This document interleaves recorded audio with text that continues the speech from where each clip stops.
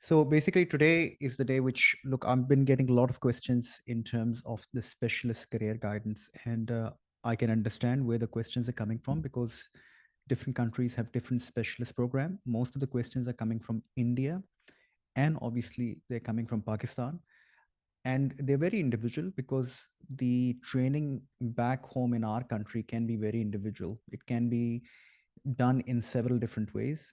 There are colleges which are governing that, but people have actually taken different routes through the training. So I thought that, look, I'll do this video in which I'll just go through how to, you know, how does the process of specialist comparability assessment goes through.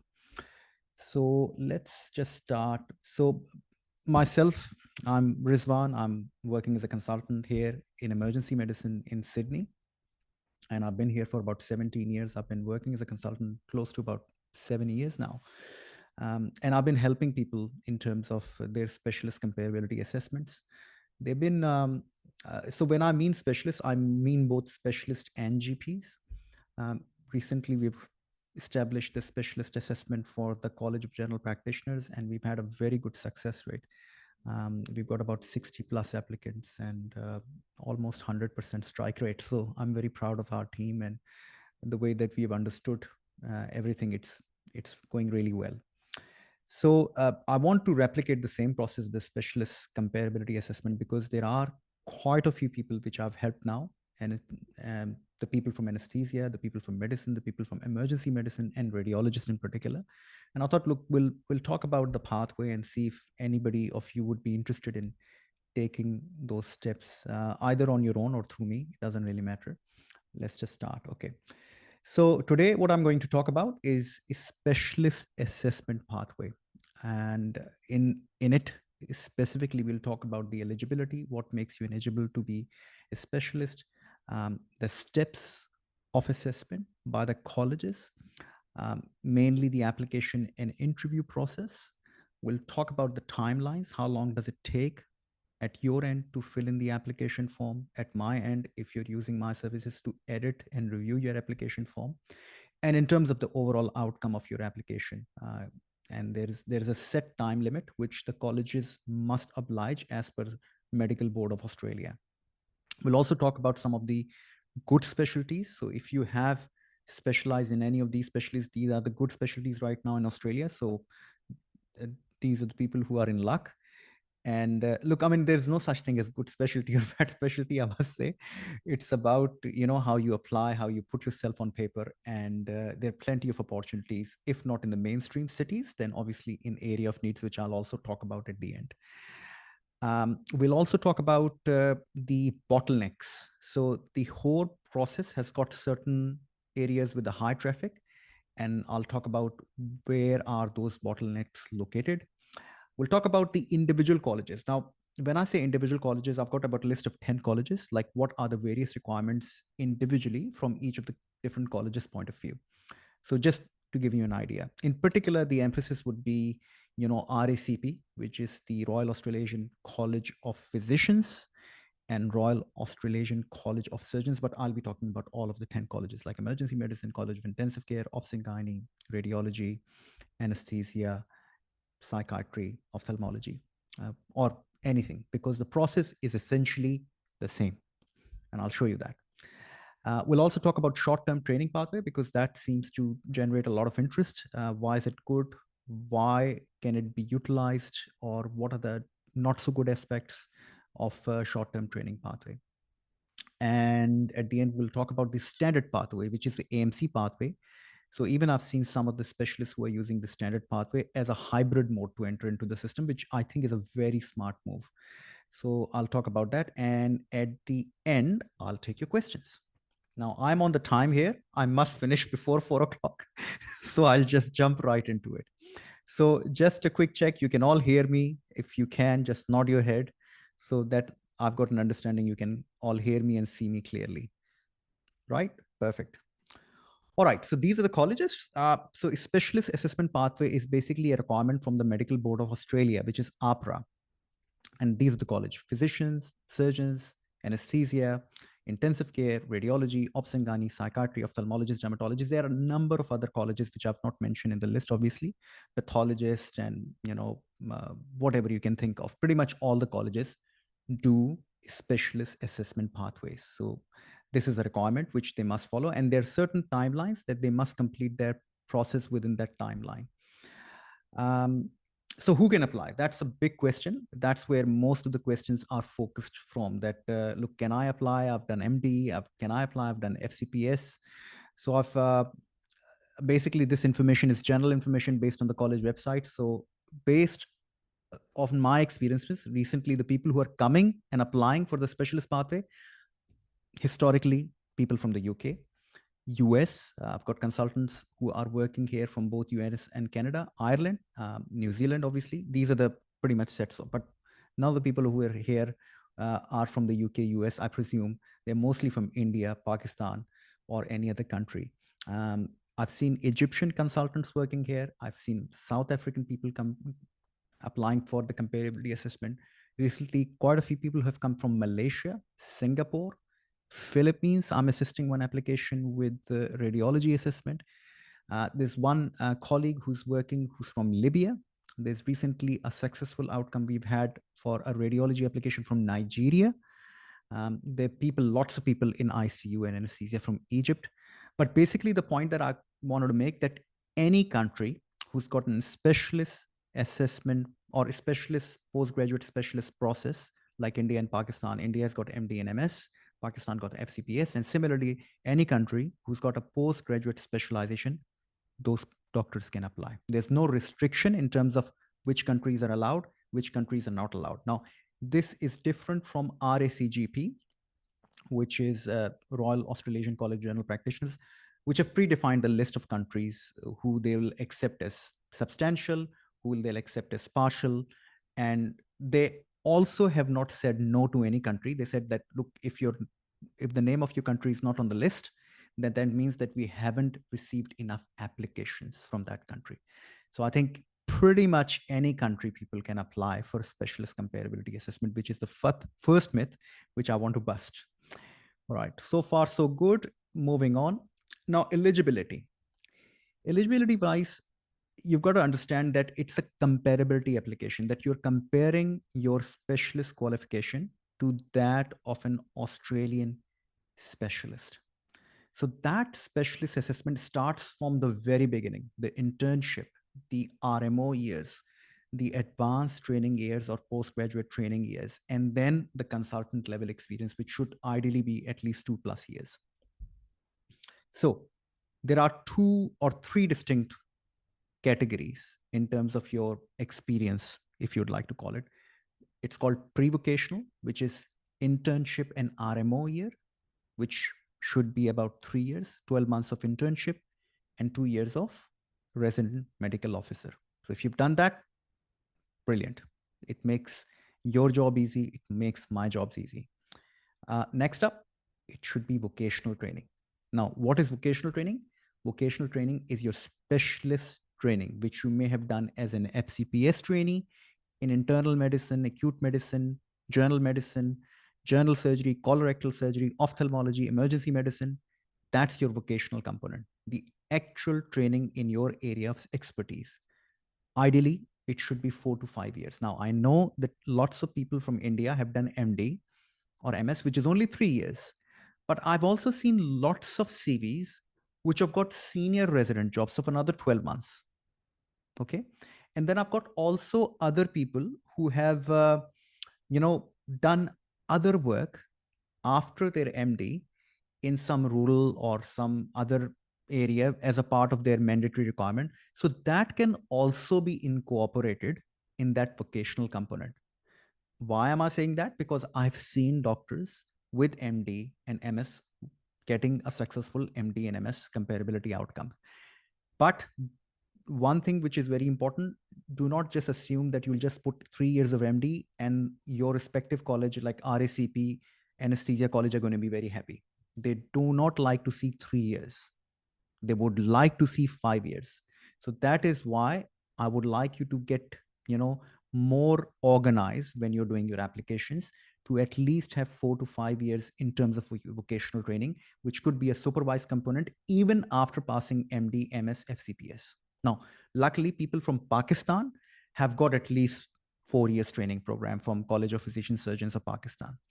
That is very good. So people who are actually joining the FCPS training program from Pakistan, they've already got 5 year training program. They've already done 3 years of RMO year. They've already done their internship. So that sort of mirrors more closely to the Australian health system. And that's why I've seen recently medicine FCPS people from Pakistan getting substantial comparability, which is a huge deal. That means they do not have to pass any further exam to come work here in Australia. Anyway, we'll move on. So just to keep that in mind, then specialist exam component. So you may have done FCPS from Pakistan, you may have done MD and MS, you may have done UK exam, but the UK exams, and I will repeat this with big emphasis, only count, in my understanding, with certificate of completion of training in the UK. So you must have trained in the UK completely in your specialty. So that means 4 or 5 years of training in the UK. So that means that the person has passed lab, has worked in the UK for 5 years, and then they've got certificate of completion of specialist training, anesthesia, surgery, ophthalmology, emergency medicine, ICU, whatever it is. Then they've passed their exam, MRCOG, or fellowship of College of Emergency Medicine, FRChem, whatever it is. Now there is Caesar pathway. Caesar pathway is pathway for the candidates who are coming from Pakistan and India and are working from UK, and they sort of self-construct their training. Those of you who don't know that can be considered on individual basis. So there are a number of options. So if you're coming from a Caesar pathway, meaning that you've got some training done in your home country as an MD in India, then you went to UK via membership exam route, and you've done 3 years training in there, and then you've completed your training and you've passed your fellowship exam or membership of gynecology or MRCP or whatever it is, then it can be considered as required. But in my experience, people in that category are the people with huge years of experience back in India, back in Pakistan, or in the UK, at least 10 plus years in a specialist category. Okay. Moving on. Now, this is the thing. Now, Australia specialist comparability done. They don't ask you to be working as a consultant, but it is an unsaid rule that you should be working as a consultant at least for 2+ years, because the assessment in the application forms, which I'll show you, categorically ask you how much is your consultant level experience. Recently, I've come across applicants from India who applied for the anesthesia pathway, and they've been told that, look, you've not worked enough as a consultant. So it must be that you have worked at least 2 years plus as a consultant or specialist, meaning independent across all domains. You've got your own patient list, you've got your own operating list, you're not supervised by anyone senior. That must be 2+ years. And if you've done that in a good hospital, brilliant. Okay. Now there's something called recency of practice. Now lately, lots of people have been asking me, oh, can I join? And I'm already here in Australia. And what would be the better way?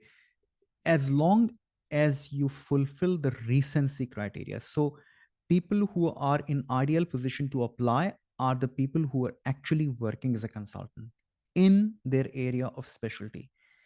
Otherwise, there should be recency requirement, which is, based on Medical Board of Australia, which is that you should be working at least 4 weeks in the last 12 months in your area of practice, or 12 weeks over the last 3 years. But trust me, this is the same requirement that they've established for College of General Practitioners.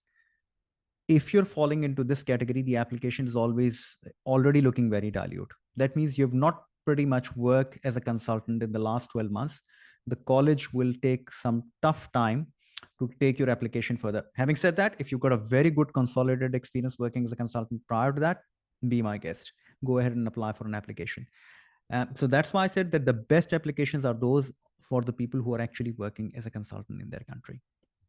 Now, CPD is big, and they want all the specialists to be actively engaged in continuous professional development activities back in their own country, which could be in form of courses, seminars, directly relevant to the area of specialty. It could be workshop, it could be operating experience, it could be teaching experience to other people, because when you're teaching, um, you're actually organizing your teaching material right now. Like, I've been working on this presentation for a week. I've been doing all that research. So I can put that in my college related CPD activities. Well, technically not, because it's not related to emergency medicine, but that's what I'm saying, that if I'm teaching, that means I'm educating myself first. So that could be also a part of the CPD activity. Moving on, who are not eligible? Okay, now this is a very sensitive topic. Um, Please don't blame me for that if you fall into this category. This is based entirely on my experience, and it may not be applicable for everyone. But my experience, if you've done UK MRCS, MRChem, or MRCP without CCT, then you may not be able to apply for the specialist comparability assessment, which is for working consultants in the area of specialty. So if you belong to one of those categories, please don't waste your time. You can you can go. You probably have some other better things to do. um, MD and MS from Pakistan, these are not training programs in my understanding. They are more like an apprenticeship program, like when you're working under a surgeon or under a specialist for a period of duration, and you write your thesis via the university, and you get given an MD and MS degree. But it's not a formal training program which rotates you through outpatients, inpatient, patient responsibility, operation theater, logbooks, which is what they assess during the comparability assessment here in Australia. Or you have got some sort of postgraduate degree from any other country, but you've not really done any formal. The emphasis is on formal. You must be a part of formal training program. Uh, MD in India without 4 to 5 years, which I said before, that if you've done MD, but your experience is only 3 years, because that's how in India. And this is something which I've begun to understand now, that the people have done their 12 months of internship or house job, and then they've got into NEET PG exam, and then they started their MD training in some hospital under some consultants. It's through the university, governed by the hospital. That's all fine, but just be very mindful to not restrict yourself to 3 years. As I said before in the beginning, include your senior resident year, include your fellowship year, because you can do plenty of fellowships in India, like 12 months. Include that in, because if your MD experience is only 3 years, trust me, your application is not going to float. Maybe in the College of Psychiatrists, because that's what I've found through when I was investigating for this talk. I found that College of Psychiatrists are okay with 3 years of experience, but pretty much the mainstream College of Physicians, Surgeons, Emergency Medicine, even ICU, they're not okay with that. You would like to make sure that you're touching the 5 year mark. And there are ways of doing that. Okay. And MS from India, again, with the same restriction, and not working as a consultant. As I said, that I've come across lots of people who've sent me their messages and emails that, look, I applied for the college for an assessment pathway, and they've said no, because I'm not working as a consultant. I'm working in Middle East, and my category is a specialist category, and they think that in Middle East consultants are superior to specialists. However, I am on the same roster. My responsibility are exactly the same. Then it comes to the more granular information that you put in your application form. You attach the roster. You have to substantiate your claim. We'll talk about that in detail. Okay, and do not fulfill the recency criteria, which is very loose anyway. Steps for applying. Okay, everybody okay at this stage? All so far so good? All right, good. All right. So step one is the most crucial step of this process, and that is your Epic and AMC portal. So before you do anything, you have to have your identification verified, MBBS verified, and your MD, MS, and FCPS verified from Epic. You have to at the same time create an AMC portal, because Epic will say, who do you want us to release that information to? Now you cannot select, I guess, College of Emergency Medicine, College of Surgeons, College of Physicians, College of Dermatology, College of Pathology, but you can select AMC, which is the middleman in this entire process. So you make an AMC portfolio, which is sounds like a bit of a duplication, but again, this is the process. This is pretty much the same process as RACGP or General Practitioner College. You make an MC portfolio, you make an EPIC portfolio. EPICs confirm your identification, MBBS, MD, MS, FCPS, and releases that information for AMC. AMC has now got an confirmation, and that's the basic step. Now, the other thing is your English test. And there are different parts of English tests. Like, I mean, people are doing like different types of English tests. IELTS, OET, PT, doesn't really matter. Just make sure that you are adhering to the requirements of Medical Board of Australia or APRA requirements. You can Google search it and see what are the minimum requirement. It doesn't really matter which English test you're doing, as long as you're gaining the minimum marks. Now, you do not have to do the English test at the very start. You can do it at the end. But some college, I've come across one college who want the English test to be done early. I'll probably have got somewhere a slide showing which college is that. I've actually forgotten that on top of my head. 10 colleges, everything's jumbled up in my mind. So we'll move on.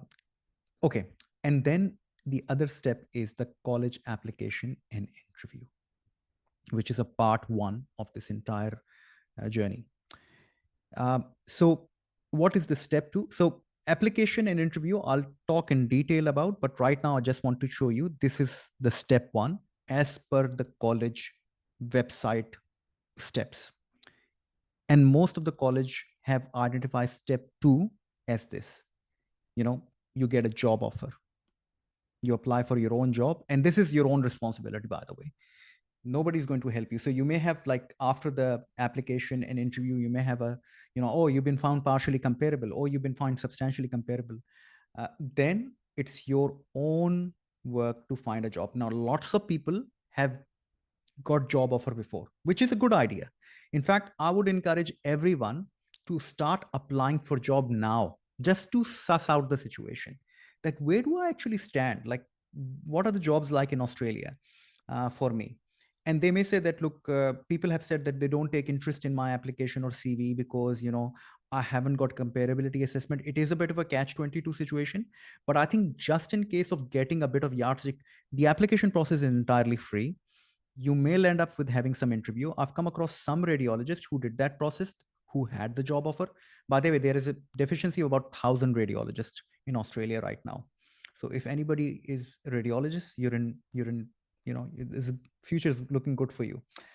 So job, visa, and APRA registration would be the step two. Then if you're partial comparable, you may get 12 to 24 months requirement of top-up training. Now, this top-up training, I haven't seen more than 24 months, because if it's going more than 24 months, it is probably going to be not comparable, because that's pretty much dictating the entire training program. Maximum you may get is 24 months or 2 years. And let me just highlight the point. The way you do your application and interview can substantially reduce your time to down to 6 months to 12 months. I'm not joking, because the reason is that if they find everything has been matched correctly, then they will have easy understanding of the entire process. Okay. So let's go and talk about what else. Okay. So the second part or second step is, say, for instance, you've been given a job. Now you're working in that job. You will have, work-based assessment, which would be in a form of multi-source feedback, DOPS, CBD, supervisor report, plus, the site assessment. You cannot just go and work anywhere.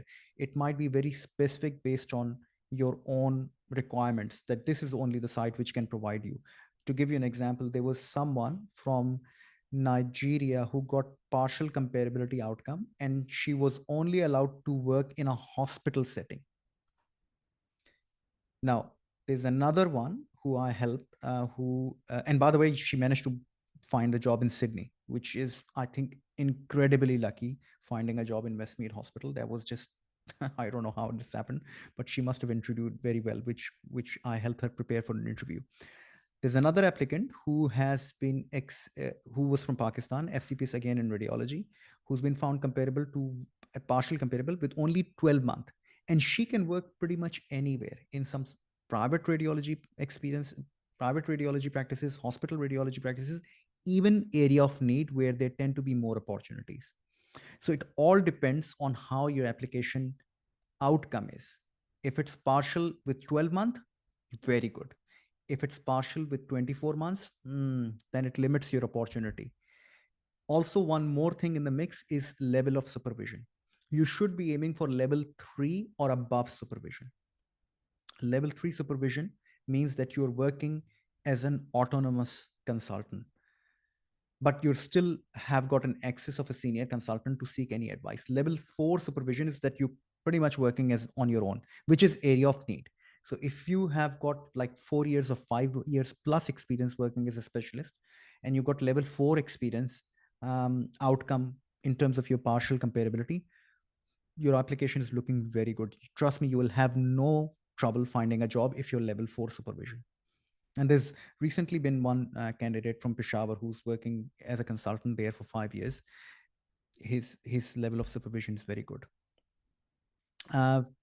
Fellowship exam. So after your fulfillment of the 12 months or 24 months, you have to do the part 2 of the fellowship exam, or which might be Fellowship of Emergency Medicine, Fellowship of Royal Australian College of Physicians, Surgeons, whatever it is. Or they may say that you have to do the whole exam. It is all dependent on your comparability outcome. Most likely it's going to be part 2. I haven't seen somebody made to do the whole exam. All right. Step 3 is after the completion of all the requirements. You've done your top-up training, you've passed your exam, then you'll be given a fellowship. Like you might be giving Fellowship of Australian College of Emergency Medicine, Fellowship of Australian College of Intensive Care Medicine, or Anesthesia, Surgery, Physician, and you're all done. And then you can work as a consultant independently, even though it may be still, restricted through moratorium, which we'll talk about in detail later. But still, you can apply for a specialist registration, and specialist registration will allow you to work to apply for a permanent residency in Australia. So that's your so in an ideal circumstances, if you're going very smooth, you may be able to get a specialist registration within 2 years, which is 24 months upskilling requirement, pass your fellowship requirement, say another 6 months to 8 months, and then apply for permanent residency. Now I'll talk about the visa and permanent residency again a bit later, because there are some further categories or some further employers who can also sponsor for a permanent residency after they've come and worked with you and they really like you and they're really desperate for someone like you to fulfill their hospitals and jobs. Now let's talk about in detail about the application interview, which is often, say for instance, you've already done the EPIC, and I won't go into the detail of EPIC and AMC. You'll find plenty of videos. Every college and their website have got instructions stepwise. So I won't go into the details. It's as I said, MBBS, specialist degree, and your passport. You can apply for EPIC pathway. So the application is similar for all Australian colleges. Why is it similar? Because it is governed by the Medical Board of Australia. So it doesn't really matter if you're a surgeon, if you're a physician, if you're an emergency medicine person, or someone else. The application process is roughly the similar. There might be something a little bit more emphasized. For example, in surgery, you see logbooks are a lot more emphasized, but there might be some logbook requirements in College of Emergency Medicine, College of Physicians. If you're a cardiologist or interventional cardiologist, there might be some logbook requirements if you're an interventional radiologist, or any kind of procedural activity that you may have done. Anything which adds more information, adds more credibility to your application. Now, your qualifications, and that includes everything right from the beginning: your MBBS, your FCPS, your MD, your MS, and if you've done any fellowship on top of that, if you've done any memberships. Right now I'm assisting someone from the college, for the College of Emergency Medicine. He has done his MD from India in emergency medicine. He's also done MR Chem, so I've said put that in. And he's also done fellowship in critical care medicine in India, and I said put that in. So any sort of additional qualification is good. All right. Training details. Now, this is where this application form hinges on. These are, if you ask me, what are the three pillars after your experience, it's how you put those details on your application form. And that's where every application falls apart, which I'm really sad to say, but trust me, even for a good specialist, they're not able to just put and describe their experience on a piece of paper.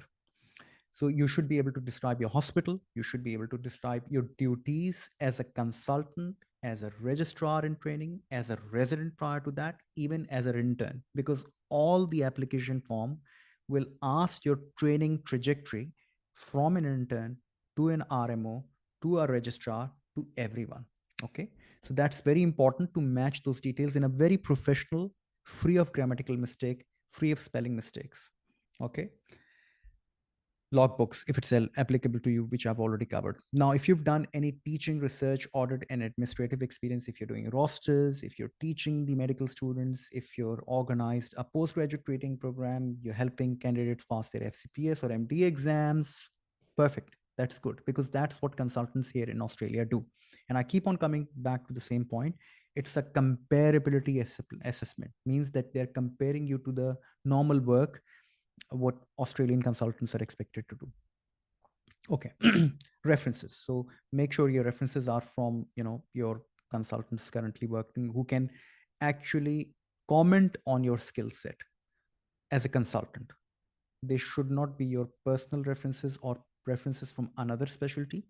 It should be a reference as a head of the department or a colleague consultant who can say that, look, I've seen him doing a total hip hop arthroplasty.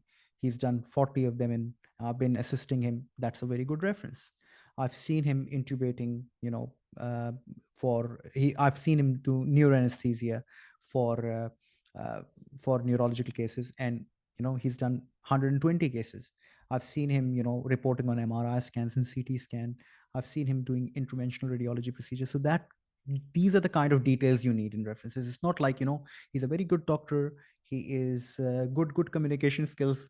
It is a specific reference based on your skills, based on your degree of handling the patients. So it should be really specialized, because colleges are not going to take that. And some of the colleges have actually got a very structured form. So the references might be sent as a link. How do you know the candidate? How long have you known the candidate for? What do you think about the communication skills? What do you think about the administrative and teaching skills? Can you make a comment about the clinical procedural skills? So clinical procedural skills are other components. Sorry, I forgot to add in the application form, in which they'll ask you about the procedural skills that you are, is skilled at in terms of competent, and the skills that you have observed. So I've seen, different specialists with variable degree of experience. They may have done 5 bypass operation, but all as an assisting surgeon, despite being a specialist. That's fine. You can put that in there. It is kind of understanding that even as an Australian freshly graduated cardiothoracic surgeon, they're not expected to be independently doing all the, abdominal aortic aneurysm repair or thoracic aneurysm repair or CABG surgeries on their own. They will have an assistant surgeon or perfusionist or whatever it is. Okay. I'll go and take you through the application form, because I think that will take a lot of time.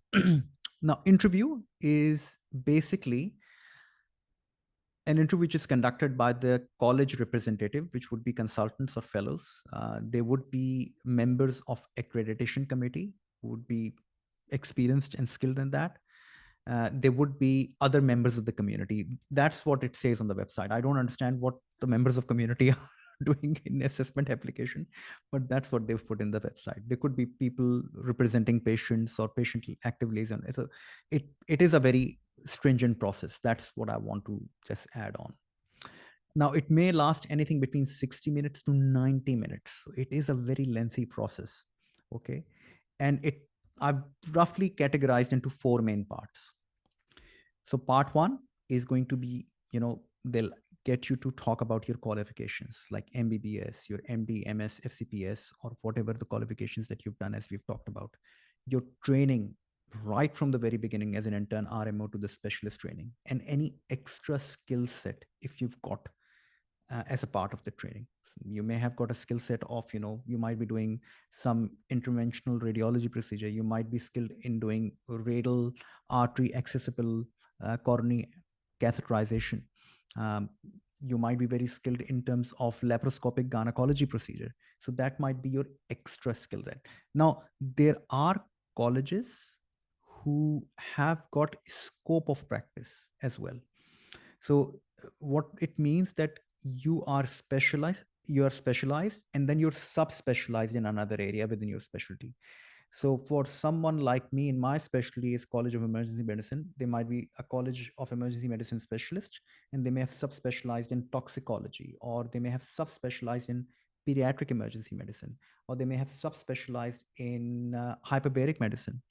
There might be someone who is a cardiologist who subspecializes in like cardiology imaging, or as I said, some sort of interventional procedure.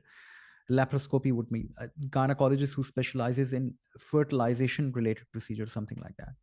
So that is your time to shine that. And don't ever imagine and presume that they've gone through your application form and they know everything about you. Trust me, when the applications for assessment are going through, they will only have like half an hour to convene before the actual meeting, which will be via the Zoom.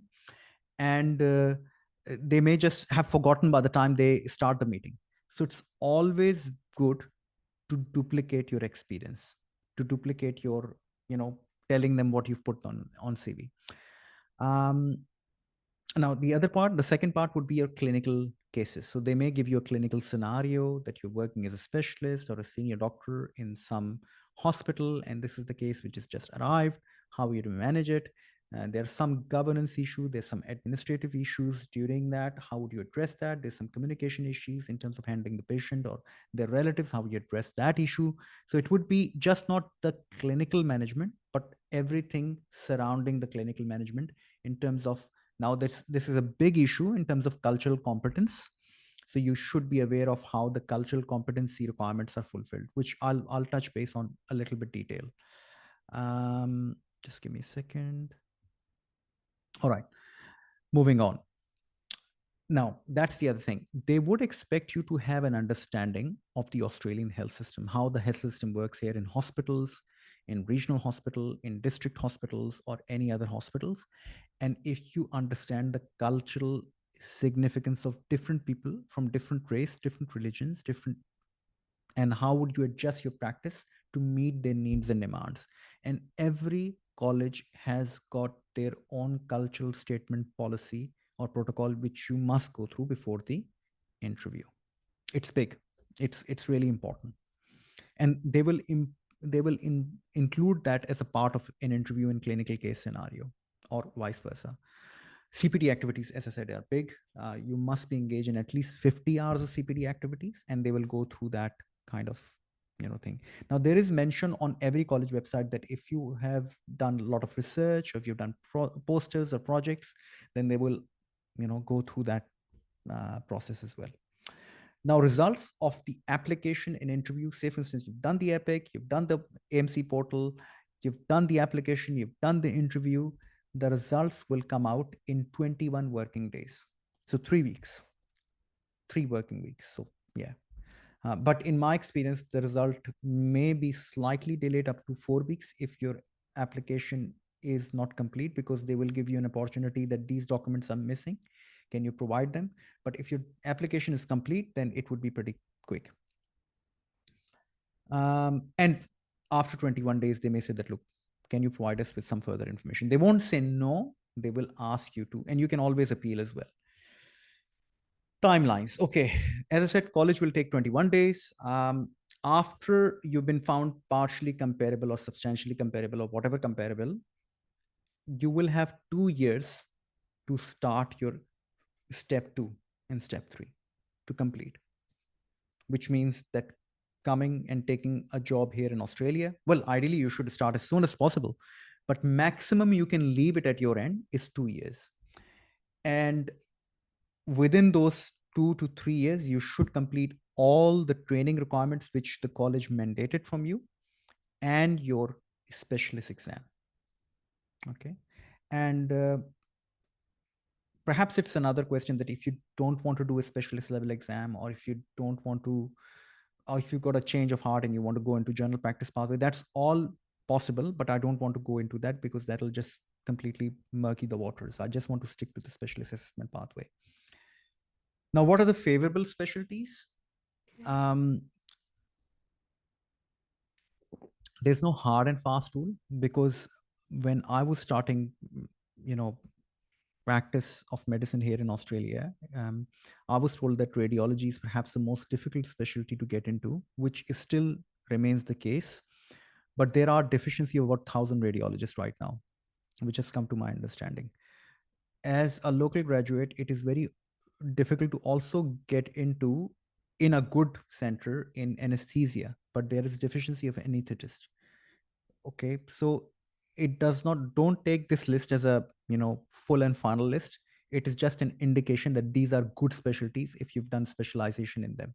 So these are acute medicine, geriatrics, pediatrics. By the way, pediatrics is as a part of Royal Australian College of Physicians, so they do both, adult medicine and pediatric medicine.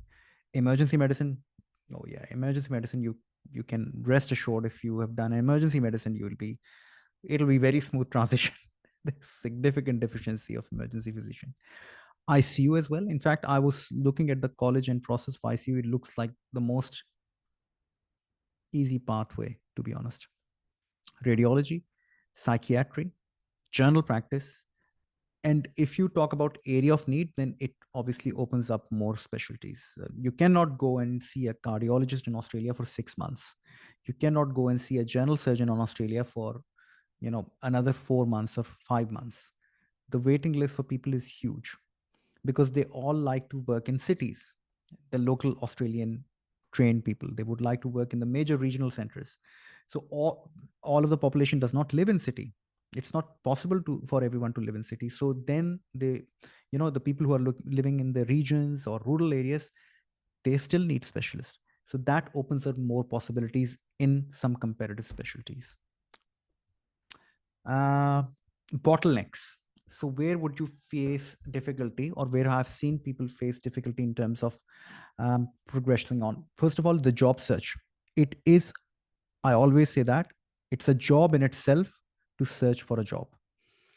And you must have a good CV. You must have a good application form in terms of addressing the criteria, and you must be applying lots and lots of jobs, because you're coming directly as a specialist. You're not doing AMC, you're not doing any other requirement. At least you should be very good in terms of your job applications. And talking to some of the people, they've been applying for close to about 6 to 8 months before landing their interviews. So something to consider. Also based on your comparability outcomes. So as I said, that if you're partially comparable with 24 months of top up time, then you're limited in terms of what jobs you can apply. If you're partial comparable with 12 minutes of top up time, you can apply for pretty much anywhere. So it also depends on your comparability outcome reports. Okay. All right. Now the colleges. So in terms, I'll just go quickly through the individual colleges, because I don't know from the audience like who is who and which specialty they've done. But basically, I just wanted to show you the process of all the colleges is the same. Okay. Now, some of uh, the process might be a bit of a repetition, but that's okay. Don't worry about that, because it makes the process easier for me to scrutinize or check. So, as I said, interim assessment. So they call their step one as interim assessment, which is application and interview, which is assessment of your basic and core training, advanced specialist training, specialist practice, recency of practice limitation, CPD activities, quality assurance, which is your research and audit process, any other higher qualifications that you may have done in terms of, you may have done PhD, I don't know, or you may have done some membership exams from the UK or fellowship exams. Then just please make sure that they are all entered in that. So they'll assess that. And if you've done any major contributions to the field of medicine, you've started a new pathway, guidelines, you've developed a new service in your area health, And readiness to practice in Australia, meaning that you've got that understanding how Australia, the health system works here in Australia, and how the cultural competencies are. Uh, exactly that: cultural competency, cultural safety, and health equity. So that is the RACP assessment. Um, then ongoing assessment, which is step 2, and then final, which leads to FRACP degree after passing the exam, the part 2 of the exam, and also completing the top up requirement, which might be 12 or 24 months. There might be logbook if you have got like gastroenterology, if you have got cardiology, nuclear medicine, nephrology. If you've done procedures as a rheumatologist, then having a logbook is very good. Now, some of the people in India just said, "Oh, we were doing MD program. It was like 5 years ago. The consultants have retired. How do we do the logbook?" It does not really matter. Have a logbook. Go to the place where you've done that. Whoever the head of the department or director of person of there is, just tell them that you've completed program. Can you just at least put your signature on that? I've completed the program of orthopedic training or cardiology training in this hospital in this year. You can double check it with the consultant supervisor. Can you just sign that? And it's not a very complicated process. It's a very straightforward list. Okay. And top up training, as I said, that if you're deemed partially comparable, then you will have top up training times, which will identify, which would be based on the gaps. It could be 6, 12 months or maximum 24 months. And if you are need to do this top up payment, which everybody has to, I have not come across anyone even substantially comparable one, they will have 6 months of top up training, or 12 months. 12 months is, I think, bare minimum. I haven't found someone with the 6 months of top up training, even a substantial comparability list. But you are applying for a job at a level of a trainee, or at a level of an independently working consultant, to have that top up time under a supervised consultant. Now, in terms of surgery, these are the specialties which are assessed: cardiothoracic surgery, general surgery, neurosurgery, orthopedic, ENT, pediatrics, plastic, urology, and vascular surgery. The process is exactly the same. They may just call their process differently, but it is the same. Document-based assessment, which is application and interview, and then ongoing assessment, which is at job assessment during the top-up training, finally leading to your exams, and then completion after the completion of workplace-based assessment and top-up training. Now, there is one thing which was unique to the College of Surgeons. They want you to do an IMG orientation program, which might be an online module, but it's apparently a mandatory requirement. So it might be like most of the colleges have got their cultural competency modules online. You must do that as a part of the CPD requirement. So the College of Surgeons have devised IMG orientation program, which may have cultural competency, how to work in Australia, what's the standards of operation in respect or communication in Australia. So you may have to do that. You must do, in fact, not may, you must do that IMG orientation program. And then after the completion of all the requirements, you will get given FRACS degree. ENSCA. Now, ENSCA is the College of Anesthesia, and this has been an ongoing issue with the people coming from India, because in India, MD program is only 3 years. And ENSCA is saying, no, you need to have at least 5 years of training, because our training program is 5 years.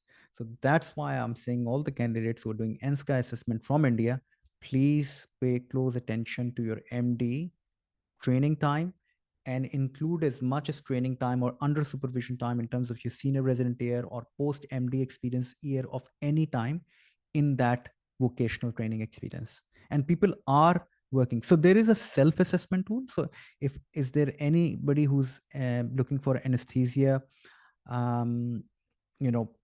assessment, then you can jump on College of Anesthesia website, and it goes through yes and no kind of thing, and that will give you your comparability outcome, like as in terms of like what can you do. Okay, moving on quickly. So basically, yeah, MBBS should be 4 years. You should be applying for anesthesia pain medicine, 72 months of training as a registered medical practitioner, 12 months of internship, a specialist program you may have completed, and specialist training program of 48 months, and additional clinical experience 24 months. So I would strongly encourage everyone to do the self-assessment before applying for anesthesia assessment. and CPD participation, it's basically the same. Radiology um, is same thing. To be honest, in my experience, radiology is perhaps the most easiest program. You don't need anybody's help in terms of your initial application and your interview. You can pretty much do it on your own. Unless and until you're applying for an area of need, then they will ask you to interpret some images. So just be mindful. Yeah, so that's the other thing, that if you've been found partially comparable with 12 months, then you can work in both private sector for further top up training or public sector. But if you've been found partially comparable with 24 months or more, 12 months or more than 12 months, then you can only work in public hospitals, and the jobs might not be very easy to get. And gynecology, pretty much the same as College of Surgeons, College of Physicians. You should be entering into the training pathway through a competitive process, for which I think both in Pakistan, India, and any other country, there's always a competition process. There might be a test for taking NEET PG, or there might be an initial test to get into the training program. Okay, so there's nothing too special about the College of Obstetrics and Gynecology. There was 5 years duration. If you look at the second line, structured postgraduate training of at least 5 years duration. So that's why I'm saying that people from India are slightly at disadvantage, because their MD program is only 3 years. So that's why they have to get a little bit more creative when they're justifying that vocational training. Psychiatry is pretty much the same. They're the only college which I could find is, they say that, look, if you got 3 years worth of training in psychiatry, you're good to go. So I think that's probably one of the most favorable people from India who are applying with MD psychiatry, or for Pakistan for that matter, or any other country. 12 months of adult journal, 6 months should be acute inpatient. Must have that's one other thing, that this is perhaps the only college. Remember, I was saying that there's one college who requires you to have a job offer before. That's the College of Psychiatry. But to be honest, in my experience, there's so many psychiatry jobs that you should not have a trouble in terms of scoring a psychiatry jobs. Now, UK college, they've said that without CCT or CCST will not be recognized, but they can be considered if they've done CSER, if they've done MRC Psych. So if somebody's done MRC Psych and they've gone through a CSER pathway, that means sort of a self-constructed training pathway, then this application can be considered on case-by-case basis. All right, College of Emergency Medicine, it's perhaps one of the most strict programs that I've come across. But then again, a structured postgraduate course of at least 3 years duration. I've seen lots of people from India who have come here, from Libya, from Arab countries, Pakistan, people are working here.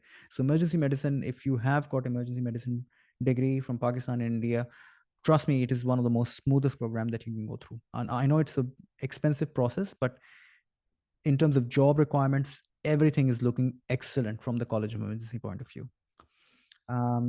Anything? Yeah. So yeah, you will have to do further training of 24 months or whatever it is, and then you do the final exit exam, which is the written Sanoski, and you fulfill the CPT requirement, and you're good to go.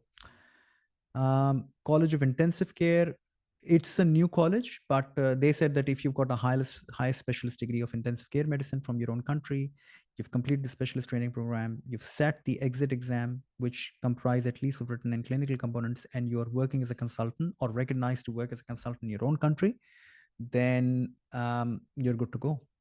And this is the least fee that I could find in any college from that point of view. Application forms. So I thought I'll just show you the application form, how it looks like. So just give me a second. I'll just press this screen. Can you see the new screen? Just nod your head yes or no if you can't. Okay, can you see RACP specialist together? Yes or no? Just say nod your head. Okay, all right, okay. So this is the application form for the College of Physicians, which is also active for pediatrics as well. And by the way, there are good opportunities in pediatrics. I was talking to the pediatrician the other day in Sydney and said that, look, if you can get a pediatrician here, trust me, we can get them the work. There have been quite a lot of people who've come from India and Pakistan who are working as pediatricians. So I'll just jump onto the pathway. So the part one of this form is basically your personal details in terms of family name, given name, date of birth, your contact details. Then you tick up whatever you're applying for in terms of cardiology, addiction medicine, geriatric medicine, allergy, oncology, pediatrician, nephrology, general medicine, rehabilitation medicine, public health medicine, sexual health medicine, rheumatology, sleep medicine, respiratory medicine, whatever it is, gastroenterology. Now, all the specialties within aesthetic means that you have to provide a logbook. Okay, because these are procedural specialties: cardiology, gastroenterology, nephrology, neonatal and perinatal medicine. They do like procedures, I don't know, intubation and perhaps putting the umbilical catheters or doing exchange transfusion or something like that. As a respiratory medicine, you may have to do like a bronchoscopy and things like that. So sleep medicine studies and interpretation, so all that. Oh, there's some more: general pediatrics, nuclear medicine, and occupational and environmental medicine. Previous application, they'll ask you about practice intentions in Australia. Have you secured a position in Australia? As I said, like most of the colleges will like you to have a job offer, but then again, it is not mandatory to have the job offer. Then they'll ask you if you've done your EPIC and AMC. You'll say yes. They'll get you to put your numbers in there. Then they'll ask you about your MBBS qualification and your specialist qualification. And if you look at that, it is like pretty well defined. When did you qualify? When were you awarded the specialist qualification in terms of FCPS, MD, or whatever it was? What was your country of training? What was your medical school? And what was your duration of training? So that's where it must be 4 years at least, or 5 years ideally, if you want your application to have a good chance. Any additional qualifications, as I said, you may have done fellowship, just put that in there. You may have done some additional membership exam, put that in there. And then medical registration examination, if you have done any. If you've done AMC, MCQ, that's fine. If you've not, then doesn't matter. Please include all the written examination completed towards the specialist. Now, this is very important part. So if you've done the written component of FCPS or MD, then you put it in there and provide the exact details that I did, written MCQ component of MD, and it had that many components, because you're matching it with the written component of the Australian fellowship exam. So you have to provide details. Sometimes I've seen the application people have only put that written OSCE. I said, no, you have to provide some detail. You have to mention how many OSCE stations did you do, how many written, questions were there, how much time was required, what sort of breadth of knowledge were they expecting you to complete. So be as much detail as you can. Okay. Please include all of the clinical examination. So that's your OSCE, clinical examination that you've done for your fellow. That's the logbook requirement that we were talking about. Then your experience. So it starts, as you can see, from internship. So you go through and mention your internship. Now, this is very, very important. What are your duties? What are your outpatient duties? I think the College of Physicians application form is beautifully done and written in that point of view, because they want you to put the details so that your application can be assessed favorably. So people have said, just see my CV. It doesn't, no. Nobody's going to spend time see your CV. They've given you application form, include as many details. And if you're doing anything like that, mini clinical examinations, learning analysis, CBD activities, because that's what trainees are doing during that part of their internship, their RMO years, the specialist training years. Then your specialist training. If you've done your specialist training, what hospital have you done? What rotations have you done in your specialist training? In terms of your inpatient duties, outpatient duties, pretty much like that. And if you've done any workplace-based assessment, like, as I said, mini KXS, CBD, or anything. And you can include as many posts there. Then comes your employment as a consultant physician or pediatrician. How many jobs have you done? Which hospitals you've done? What procedures have you performed? What sort of managerial experience and supervisor experience you've got in that consultant role? So you can see that's where, it really shaves off year of your top-up training time. And the goal is, look, I've got little doubt that most of the people will have partial comparability outcomes. But that's not the goal. The goal is to have as little top-up training time as possible, because that defines where you can work. If you've been found partially comparable with 24 months of top-up time, then the number of jobs you can apply for are very limited. But if you've been found partially comparable to only 12 months, as I said, You can find jobs easily. So that's comes from this detail, the detail that you've utilized in terms of filling in your application form.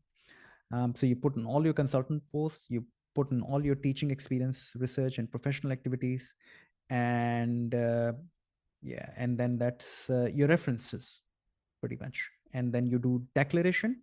Now there are documents to be attached, and there is a list of documents to be attached. But basically, the documents are MBBS, your specialist degree, your logbooks, your letter of support, which need to be done in a particular way. The letter of support would be from your colleagues, consultant, that yes, this doctor is working with us as a consultant. This is what he's doing.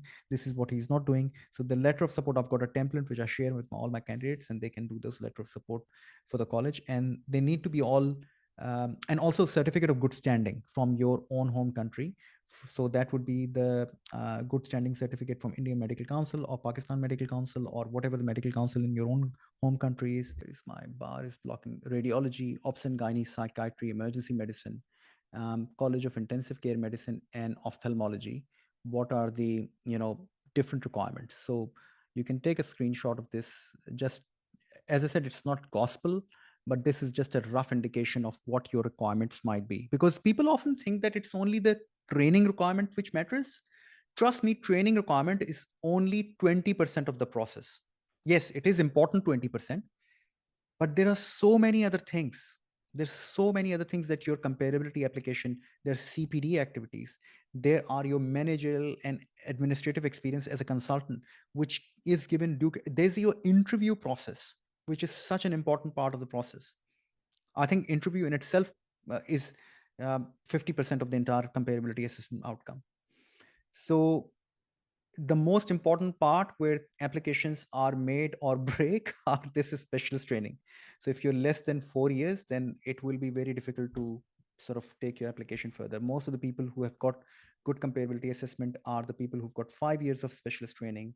They've done prior to that 24 months as registrar or BPT or basic physicians training. They've done 24 months of RMO experience, 12 months of internship. They've done fellowship of some sort in their day. That's not mandatory requirement. I'm just saying that this is ideal.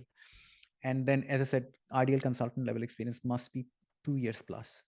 And then there are different fees which are produced. But the fees, I didn't want to put it in initially because they change, and the fees are structured sometimes twice. Like as in, you can see the top part of the fee is only for the application. If you get invited for an interview, there's another fee. Sometimes they've included a fee of your on-job training as well, but that part is not as much really worried. And for the fee, I would say that it may sound much, but if you get a job here and you're getting paid to work as a registrar, your salary would be very good. Like you can expect a salary for about 150 $160,000 annually, Australian dollars. All fees are in Australian dollars. People come back to me and say, oh, was that an Australian dollar or US dollars? Short-term training pathway, I'll just touch briefly because time I need to leave. Um, it is only for 24 to 36 months. It is neither training pathway nor it leads to any specialist qualification. So it is just you're coming to Australia on working in a specialty related to your own specialty for a short duration of time, and then after that you're done and you're gone. It does not lead to permanent residency, it does not lead to fellowship training. So it might be for someone who wants to come. I've seen recently people coming in from Sri Lanka, from like a College of Emergency Medicine, as a part of their fellowship training. They come and do secondment here in Australia. They come on short-term training pathway.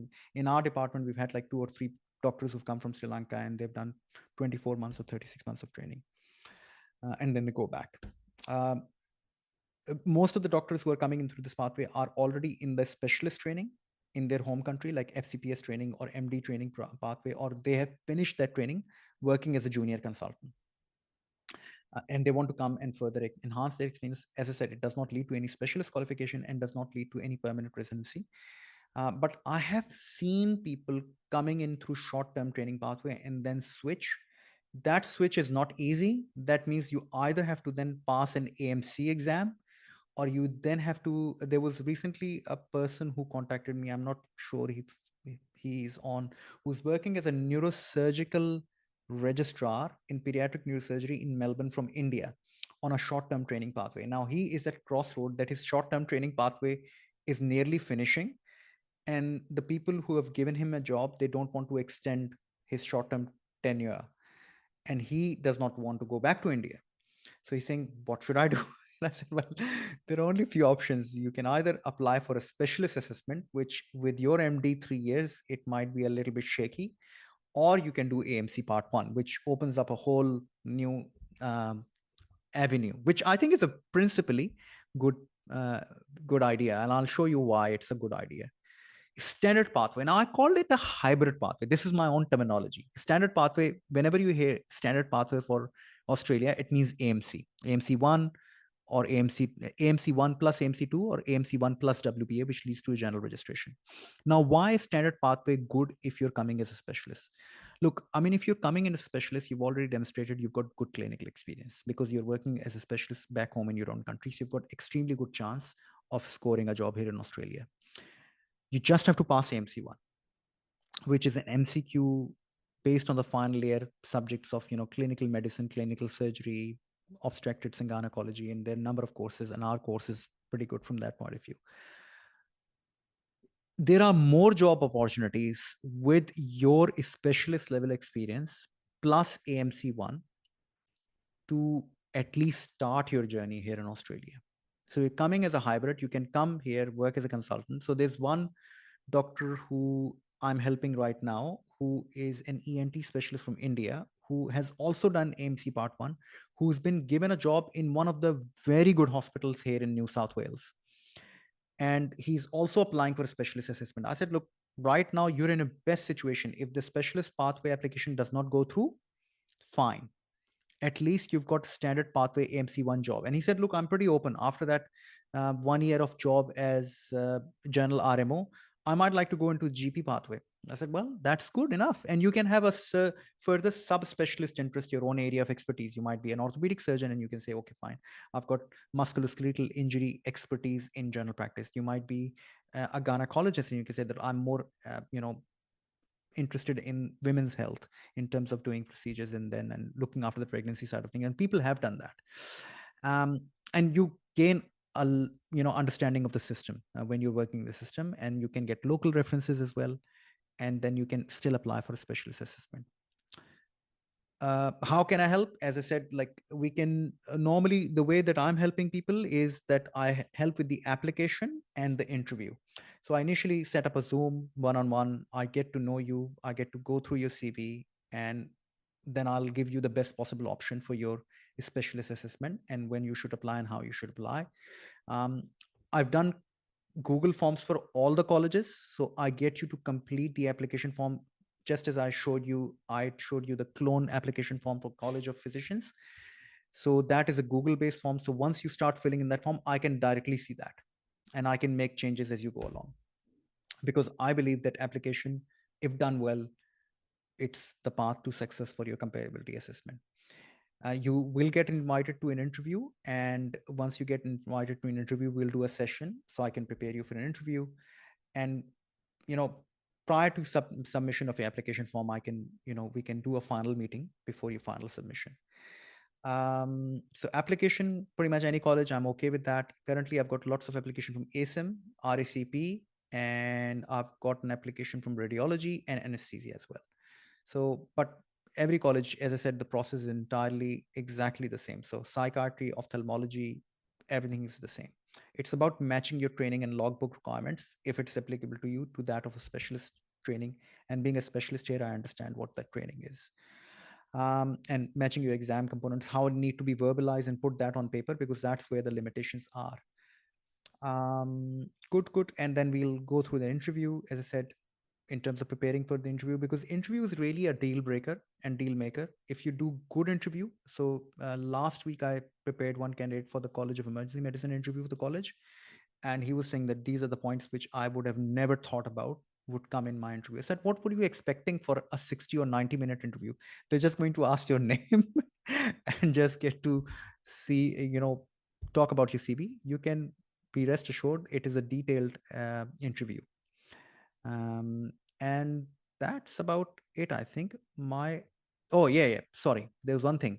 What is about the area of need? Area of need is slightly different process. So Imagine that you're working as a specialist back home in your own country. You think that you have got good chance because you've been working there as 5 years plus as an acute medicine specialist or cardiologist or gastroenterologist. You should apply for a specialist pathway in area of need. That means primarily apply for a job first. So that is securing the job first. Once you've got a job offer, then you apply for your EPIC pathway. So remember, in the standard specialist assessment, you do the EPIC and AMC portal first. In area of need pathway, they can say that you can get a job offer first, okay, and then apply to the college. It doesn't really matter, whatever comes first, but area of need specialist pathway are more favorable because you can tap into more niche specialties like ENT and orthopedics and all that kind of jazz. However, the problem with the area of need is that you should be really skilled because you'll be working with minimum supervision. So the people who will be successful in terms of an area assessment would be level 4 supervision. That means they're working as an independent consultant and they are, partially comparable, whatever it is, and they should be able to still have some degree of supervision nearby. And then you apply for a registration based on that. Visa are primarily sponsored by the employers, so it's not a major hassle. You get given 2-year visa. It can be extended to further 2 years. You can apply for permanent residency if you're on specialist pathway and you completely fulfill all the requirements of the specialist pathway, including passing exams. Some area of need program, and don't hold me for that, but I've come across some registrars who've come from Middle Eastern countries and they worked in rural towns and emergency medicine. That's why I say emergency medicine is very good and GP is very good, because if you're working really regional or remote, they can, after working with you for 6 or 12 months, they can say, oh, fine, we want you to stay, we'll sponsor your permanent residency. So some programs can get you permanent residency after initial visa for 2 years. So yeah, more power to you. Moratorium is a requirement which is placed on every international medical graduate, that if you're working as a specialist, you cannot claim the same Medicare rebate compared to that of Australian medical specialist or surgical specialist. And you must be working for 10 years before you can claim your full Medicare rebate rates. For most specialists, it does not apply because you'd be working in hospital settings, so you won't have to go very rural. You can work in regional areas. Plus, when you're working very rural, it shaves off significant number of years. From 10 years, it may be down to reduced to 5 years if you're working very remotely. And I've seen people, because there's a desperation of radiologists, for example, I've seen people combine private work and public work. So in some cases, they're earning more than the regular Australian specialists who tend to stay in the city. So go figure. It is something which I would not worry about, in other words.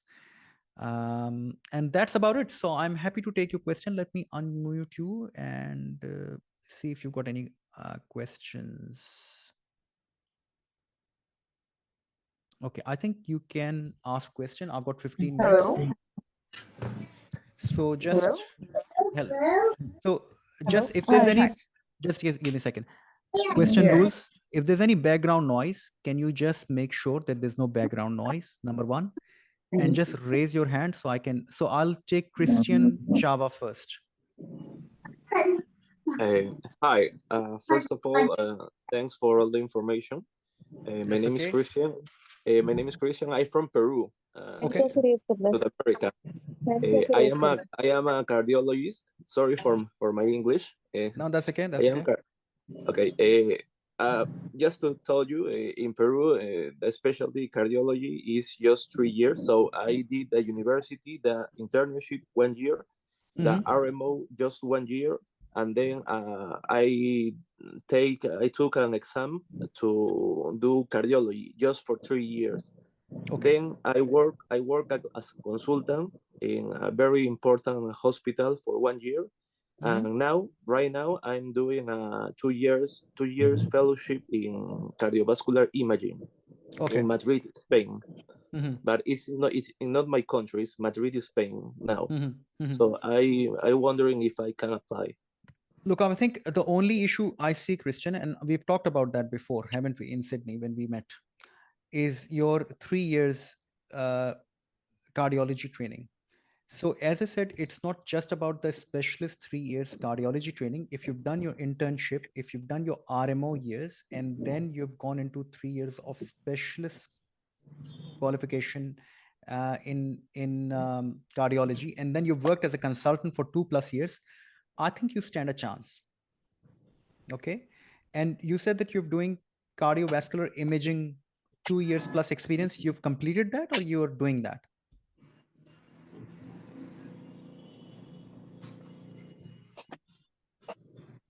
Okay, I think, yeah. So Christian, in terms of your answer, you've got good chance if you've done your 12 months of internship, 2 years of RMOship, at least 12 months of a registrar in other specialties, and then 3 years in cardiology, and you've got 2 years plus of consultant level experience in good hospital, you've got a good chance. That's good. I'll take Dr. Pathik, please, to unmute and ask the question. Dr. Pathik. Hello, Dr. Viswan. Thank you for the information. Uh, I'm an orthopedic surgeon in my country, India.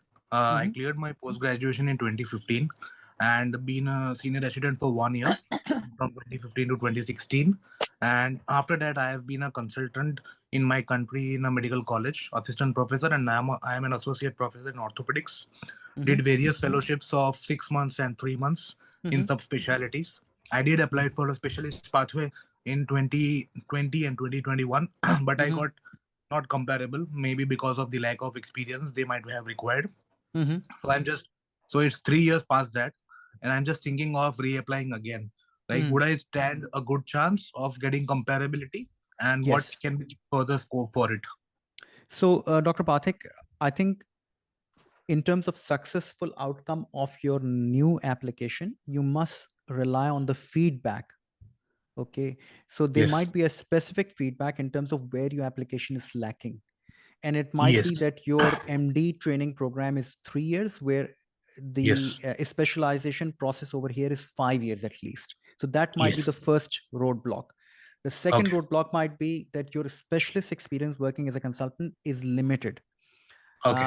So that might, so you need to make sure that all of those issues which led to non-comparability outcomes are addressed. So Yes. now I can see if you're working as you've done your MD, obviously you cannot modify that, but if you've done at least 2015 2016 senior resident job, then you can incorporate that as a part of your MD, because you were still technically under supervision.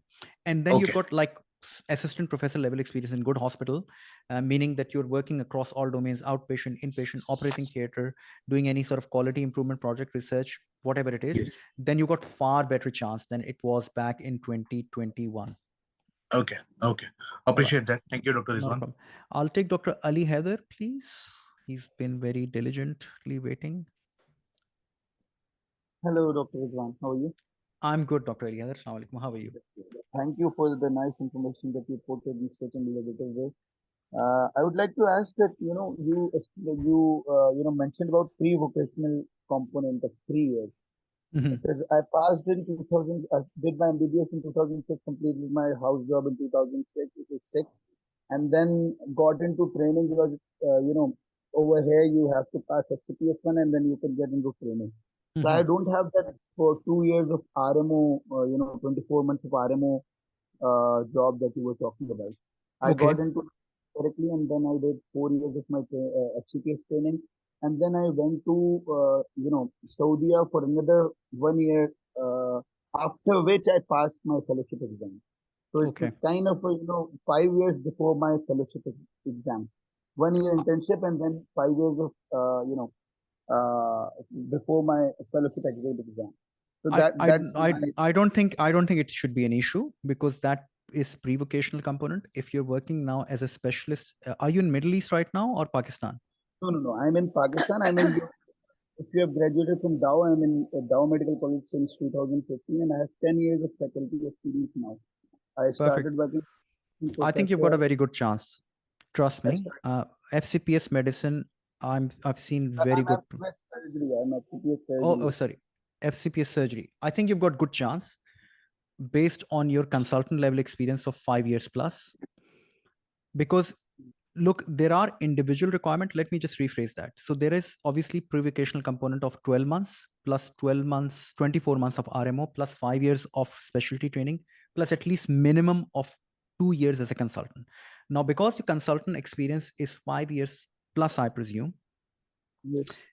then you might be able to include all of that as a part of your comparability assessment application. Okay. Okay, so Okay. that is good. Technically, that is good because some of the colleges, and I think RACS includes that, allow that for to happen. Okay. Okay, But and moreover, I would like one thing I'd like to say, one thing I'd like to add, just make sure that after passing your FCPS exam or prior to passing your FCPS exam, if you've done any supervised training, you can incorporate that as a part of your pre-vocational training. So that's why, as I said, sometimes you have to get creative. You may misunderstand that resident level leads to only resident. No. As long as you're under supervision, you can push that component into your pro-vocational component. Okay. Doesn't really matter if it's even after FCPS, as long as you're under supervision. Okay. So another question was, thank you for that. And another question was that, do they count assistant professor faculty job as, independent consultant level practice or not? That's right. That's right. So yeah. So it's not the title of the job. It is the responsibility of your duties, which will be correlated based on your level of declaration, self-declaration. I'm working as a consultant with that many, trainees under my supervision with these fellow consultant on this roster. Here is my copy of my on-call roster. Here is the operating experience. That what it is, evidence based. None of it is based on title. I've seen like people say that, look, I'm working as a assistant professor, but then it is not. So it actually based on what evidence you provide to substantiate that claim that you're working as an independent consultant, which includes your roster, your operating experience, your outpatient, inpatient responsibilities, and all that. Okay, thank you. Thank you. Okay, That's all. that's okay. I'll take Dr. Tuba, please. Okay, I've got 5 minutes, guys. Quickly, if you can. Radiologist from Pakistan, and currently I am senior registrar. I have been working post FCPS 5 years almost. And my question is, first of all, that I have done all my training from a pediatric institute. It was okay from the CPSP that the training from Children's Hospital will be awarded adult as well as pediatric training, and we will be awarded the degree. So we were awarded FCPS diagnostic radiology degree. I passed my FCPS, but my training is mainly in pediatrics. So that will that hamper my application that I have little adult experience? I think it might be an issue that you may have to take up with the college. I'm not sure how it's going to work eventually, because when they ask for a consultant level experience, it should be pretty diverse, incorporating both adult and pediatric experiences. And if you've got very limited experience in terms of interpreting the adult radiology in terms of x-rays, ultrasound, CT scan, and MRI scans, that would not be favorable. Number one. Number two, the jobs which are available are mostly available in the combined sector, adult and pediatrics, but mostly adult sector, and especially interventional proceduralist. So don't take my word as a final word. Obviously, I'm not the college representative. If you can share this initial query with them, they might be able to give you what is called a further scope of practice. So every college has got further scope of practice, which means that if you subspecialize in an area or a niche, then they may be able to consider your application in that stream. So yeah, take it up with the college. What step is that I can ask that college after my interview and all, after my application? No, it's before that. So when you're doing the initial application, the College of Radiologists may have defined, like, do you have interventional, do you have nuclear medicine, do you have further scope of practice? Just ask them that, look, I'm a pediatric radiologist or something like that. Do you assess pediatric radiology as an example? I've got limited experience. It might be just something as simple email, and they might define the pathway for you. Okay, it can be an email question and answer. Yep. Okay, and first, for second question, you mentioned pre-vocational component. I Mhm. could not understand that. In radiology, you mentioned in internship of 12 years. If I have 12 done my house job, months. 12 Yeah. months, yeah. If I Yeah. have done my house job, and that was not in radiology, and I focused on radiology afterwards after my house job, will that be an issue? I think not for radiology. For there are two colleges in which the pre-vocational component of 12 months, 24 months of requirement as an RMO is not mandated, which is College Yes, of that was Psychiatrists, not. Yeah, College that of was not for Radiology. radiology. Yeah, Yeah, yeah, in yeah. your So I table. don't think, it's not shouldn't be an issue. Okay, so if I have done post FCPS 5 years experience in pediatric institute in pediatric radiology, can I apply for pediatric radiology as on the area of need pathway? As I said, you have to apply to the college or send an email to the college because this is something which is very specialized.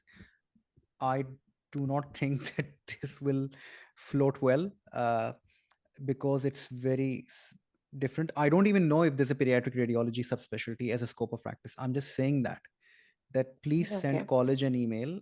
They might be able to say that, okay, fine, you can apply. But if not, then it may not work out. okay, Just because, okay. they want a Thank. very holistic experience. Okay, okay. Yeah. Thank you, Dr. Rizwan. Dr. Kali Prasad, can I please take Yes. your... Yes, thanks. Yeah. Sorry Can you about hear that. me? I can hear you, Can you Dr. hear me? Kali. Yeah, yes, Yeah. yes. Yeah. Yeah. I'm Dr. Kali Prasad. I'm from India. I'm an anesthesiologist. Mm. I did my DA diploma in anesthesia for 2 years, and after that, I did my DNB in anesthesiology for 2 years. And then after I started as a practicing for 3 years as a consultant level.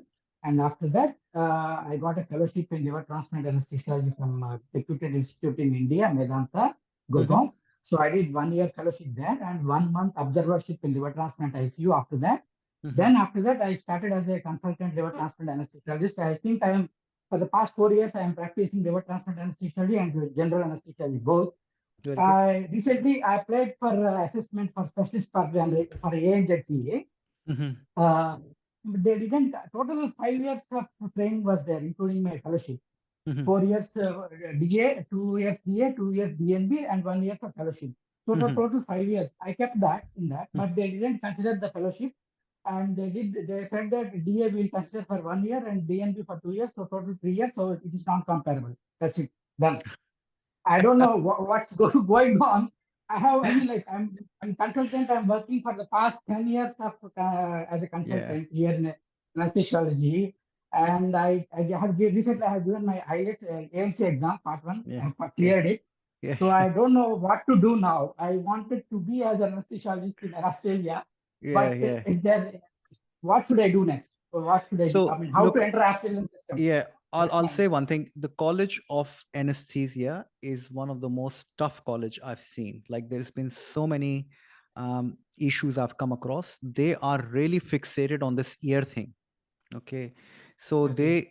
they want the training years to be sort of 5 years, nothing. And when they say training years 5 years, that means the specialist training 5 years. So one of the things which I've come across and we have seen that people have actually applied for appeal. So if you can appeal that decision, but whenever you appeal a decision, just make sure that you substantiate that claim with some more evidence. Yeah. And maybe you've already appealed. I'm not sure if you have appealed. No, Then I didn't appeal. I didn't appeal. But what I am thinking is, I have given them everything data. I mean, I have given the study conduct certificate that I have done from this state to this state, from that particular college DA, and this state to this state, that 2 years of DNB. I have given, Mhm, including the dates from the mhm. respective hospital, respective college. But still, Yep. they didn't consider that. They Yeah, yeah. didn't consider that. I think you should definitely appeal. And One more problem is the fellowship degree was not EPIC verified. EPIC is saying that we will not verify that fellowship degree. But in spite that Medanta College is in the EPIC colleges list. look, That I is a think and hospital. there is a reason for the fellowship in India. The fellowship in India are, you can do many fellowships in India. Like I've come across Yeah. people doing emergency medicine, ICU, or anesthesia, and so it's not a training program linked specialist qualification. Fellowship in India is more like a diploma. So that's why Okay. I'm not surprised Epic are saying that we don't want to take into consideration that fellowship. And the But College of I don't know. Can I interrupt you? The thing is, some cardiologists, some pediatric anesthesiologists, some cardiac anesthesiologists, they went there. They did 1 year fellowship and they consider that. For me, they are not considering. I don't know what's going on. Look, I think I haven't seen your application, Dr. Kali, and that's why I said the application form is so vital and so important. It is actually triplication of the same process over and over again, so nothing is left to their imagination. You don't want to have them a field trip on your application form to have their own assumption. You want to tell them once, tell them twice, tell them 3 times. So tell them once on application form, tell them twice by the language of your certificates, and tell them 3 times with your letter of supports from your consultants. And so that's why application and documentation process is so vital. And there are anesthetists from India, you know that, who are working here in Australia. That's what that's the problem. I'm just thinking, I have 4 years of training, I have 10 years of consultant level, I have a fellowship. It's a subspecialty that is the highest in liver transplant. My advice would be to appeal, Dr. Kali. I'll just take another one. Thank you very much. Dr. Sidra, please. Thank you. Thank you. Assalamu alaikum, Dr. Rizwan. Thank you so much. Dr. Rizwan, I wanted to know that I've done FCPS Gynae Obs, and now I've just gone through your whole presentation, and it's not one of the favorable specialties. So I wanted to ask, I have a post FCPS experience of my own private hospital. I'm running a small private clinic or hospital sort of thing. I'm not working in a tertiary care hospital or something like that. So I'm managing patients and doing their surgeries and everything on my own, and I'm keeping MOs in my hospital and staff nurses in that. Like, is this valid for a post FCPS experience? Can I count that in my experience, post FCPS experience, and will that have any value? So thank you for your question, Dr. Sidra. First of all, let's go through the comparability assessment. The comparability assessment, as I said, is based on number of different criteria. So which includes your pre-vocational training of 12 months of internship and RMO years of 2 years, and then 5 years of your FCPS training in Obs and Gynae. So that must be met.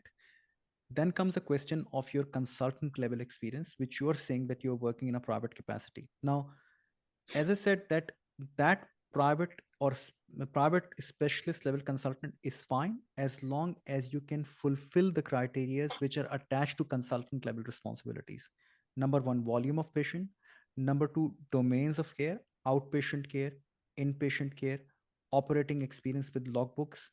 And also number three, the other consultant colleagues in your area who can vouch for you. Yes, Dr. Sidra is working as a consultant gynecologist. We receive referral from her. We refer cases to her for this general gynecology. She has expertise in laparoscopic surgeries and deliveries and all that.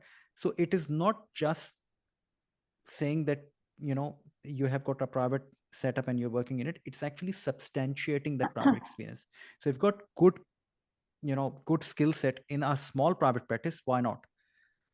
But if your experience is significantly limited, then it may not stand the litmus test. Does it make sense? Plus, on top of that, CPD requirement as well. You're mute.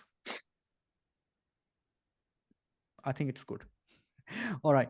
Dr. Vaishaka Trabatha? Yes, sir. Yeah, Vaishak, yes, sir. Yeah, Vaishak. Hi, sir. Good morning. Good afternoon, sir. Thank you for this informative talk, sir. Like, I'll just tell about myself first. So I'm done with my MD in anesthesiology and critical care from one of the reputed institutes in India, like All India Institute of Medical Science. So I did it for 3 years. After that, since it's a central government institute, we had provision. If you want, we can do a senior residency of 3 years. So I did 2 years of senior residency over there. Okay. And so 3 years of MD and 3 years of resident level experience. 2 years of senior residency. Yeah. So Okay. total 5 years of residency I've done, like very good. total. Very good. And then after that, right now for past 1 year, I'm working as a consultant in one of that's actually kind of a private setup. So like that, I'm working here. And regarding the internship and the RMO, like 1 year of internship I've done, and after that I've done 1 year of work as junior medical officer Very during good. like the after the MBBS. So Yeah. this is my work experience. So like, is it a like what would you suggest on that, sir, to apply as a specialist pathway or anything? Yeah.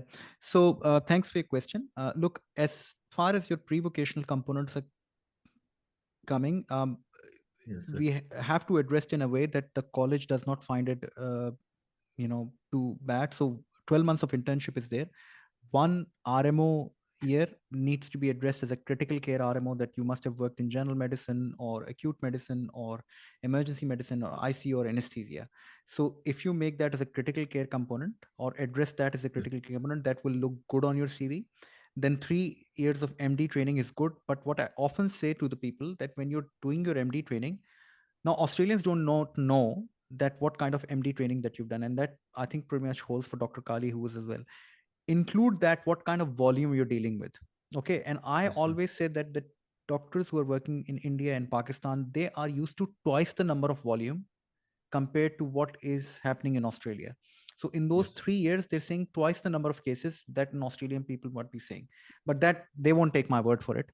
But I'm just saying that when you put that 3 years plus 2 years of your senior resident experience on your application form, just make sure that you include that the volume, the scope, the diversity, so it does not leave anything to their own behest to completely reject your application. 1 year of consultant level experience is okay. The college does not set the minimum. When you do the self-assessment process, which I will encourage you to do, 1 year does not, it does not limit you, as long as it's some consultant level experience. So I think you've got chance to apply for it. Go through self-assessment process, see where you'll land, and take it from there. So one more, just one had one more doubt.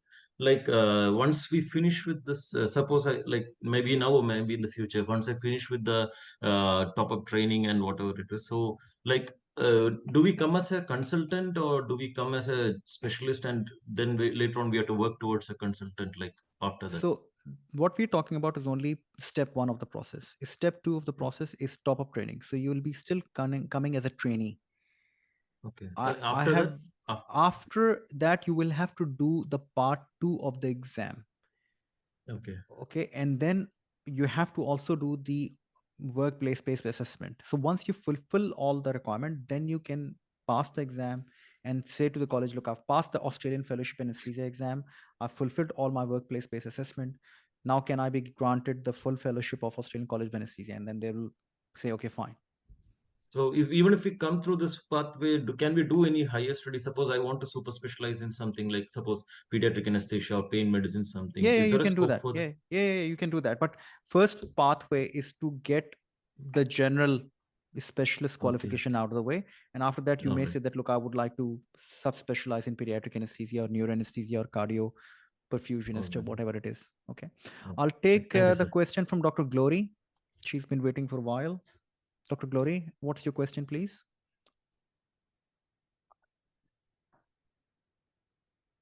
Okay, I think Dr. Glory is having some technical issues. Dr. Grishu, let's say Dr. Grishu. Just unmute and ask question. Yeah. Hi, Dr. Rizwan. I'm a student of you from Emergency Focus AMC 1. Okay. I'm right now going through that. So I finished my MS OBG. So I have like 4.5 years right now. So after AMC 1, now I'm planning to give it in February from your advice itself. So after AMC 1, like what are the probability of me getting into OBG jobs, or should I apply for any medical officer jobs? And will that count as an experience for SIMG pathway later on? Yeah, so look, there's something, you're doing an excellent job. If you're doing an AMC part 1, that is very good. With your obstetrics and gynecology, a specialist experience or a specialist recognition, these are 2 separate processes. You have to understand that.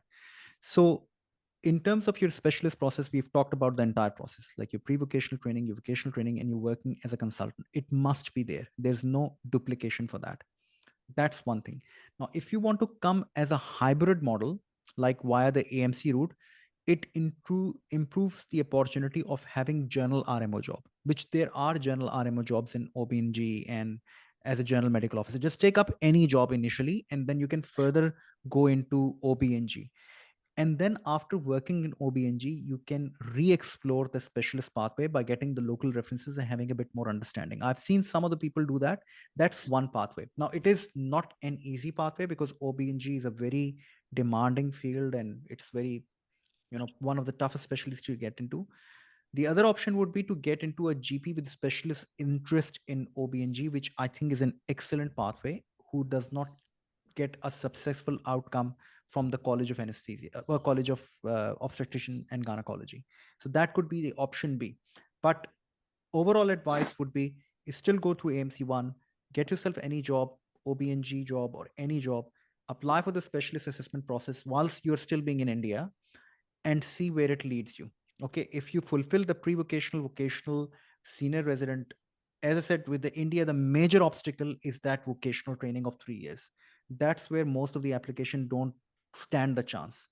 But then again, if you can include your senior resident year, if you can quantify all of that, if you've got further scope of practice with laparoscopic or any other procedural skills, go ahead and apply. There's no harm in applying. Okay, you don't want to find someone with an OB&G working as a consultant on specialist pathways, so do definitely apply. It doesn't work out, then you can always come as standard or hybrid pathway I've just told you. Okay. Now there was Dr. Who was that? Hang on. No, Dr. Glory. So just unmute yourself. Yes. Hello. Yeah, I can hear you now. Hello, Dr. Rizwan. Hello, Dr. Glory. Mute. Yes. I'm so sorry. Yeah. Actually, I'm a pathologist. So I just wanted to know the scope for a pathology over there in Australia. Is there any scope, or should I take any other way and all that? So I'm an MD pathologist from India. Yeah. Have you gone through the pathology college pathway, Dr. Glory? Pardon? Like, have you seen the Australian College of Pathologists SIMG pathway? Yes, doctor. So apply I mainly do the clinical specialties, but look, the process is pretty much the same. Do have a look at the process and do apply for that process. I am not sure about pathology at all because they're not the mainstream clinical or clinician that I come across. So I would say that, look, have a look at that process. I think it is no different than any other specialty. Because you did inquire with me before, I did have a look at that process and it was pretty much the same. But then again, I have not assisted anyone with the pathology or a non-clinical microbiology or anything area. So I won't want to give you wrong advice. Okay. So what's the way to, if in case we want to be a GP there, can I be a GP there? So can I get registered as a pathologist? I mean, can I give my AMC as a pathologist and then get yeah. From that point of view, yes, you can do. So I think if you want to come through the GP pathway, you can do your AMC1, you can do your AMC2, you can come and retrain for at least 12 months to gain general registration to enter the GP pathway. But it has to be started de novo because GP is a specialist area. It's a specialist qualification. So you have to start de novo. But working as a pathologist does not limit you to go into general practice. I've seen pathologists working in general practice. Okay. So there are pathologists from India, right? Because I've heard that there are no pathologists taken from India or something. No, I've come across, I know one pathologist from India who's working in pathology. Okay. But I'm not in touch with her. I know that her husband is working as a GP and she herself is a pathologist working in one of the hospitals now. I think she's gone into private practice. Okay. My husband is a radiologist, actually. Even he's in this thing. Okay. So through him can I get? So that was. Dr. Rizwan? Yes. Dr. Rizwan, sorry to bother you. Thank you so much for your information. We are very much appreciating what you suggested on the mail as well on this Zoom interview. I'm a radiologist, as you have seen my CV as well. If we both go through you, in the sense if the pathologist doesn't work out, can we go through my wife as a GP and I am as a radiologist? Is that possible? So look, I think for you, the chances are good. I've told you before you coming as a radiologist, your chances are good because you've got radiology degree and you've got some experience and you can go through the radiology specialist assistant pathway. I think it's worth applying. For your wife, for a standard pathway, she has to register. I don't think that she has to apply for a specialist assessment pathway right now, if unless and until she wants to. If she goes through the college criteria as a pathologist, then yes, go and apply for that. I won't, and she may have a brilliant experience. I know that you've shared the CV with me. I think she's got good enough experience. Go ahead and apply for that. Okay. Will it block her to become a GP if pathology doesn't work? No. There's nothing blocking her to take up a further general practice pathway. Okay. So I always encourage anybody who's thinking of specialist pathway, please go ahead and apply if there's no restriction. If it doesn't work out, then you can always switch into general practice or any other pathway. Sure. Thank you so much. Applications are so individual depending on the quality of information that you put. It's not just about the information, it's a quality of information in the application form and the interview, as I said. Sure. We would like to move with you. I will let you know through the mail. Sure. Yeah, absolutely. Thank you so much. Yeah. All right, guys, I've got to go now. So if you've got question, please email it to me. I have got to be somewhere at 5:30. I've got to go to this place. But thanks for coming in and thanks for all of your interest. I know that there would be many questions and there would continue to be questions and we can be here for all night. So my email is info@emergencyfocus.net. As always, info, I'll just share it in the chat box. I won't be able to provide any individual comments. Please, I'll upload this talk onto the onto YouTube and all that kind of thing, so you can see if most of the component apply for you. All right, guys, thank you very much for coming. Have a good day, and yes, send me an email, and do watch the video and make sure that you go through the video assessment points and take it from there. Thank you. Bye.